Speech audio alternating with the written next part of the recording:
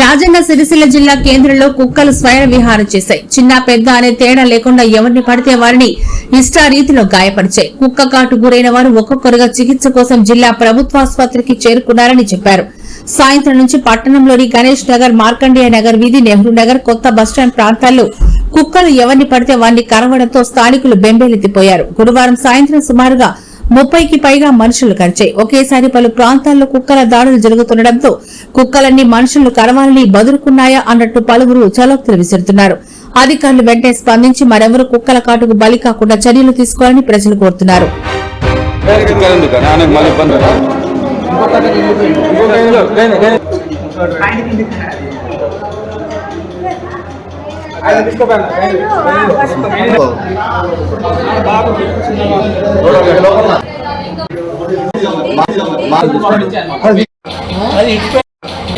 ఏరియాలో ఎక్కడ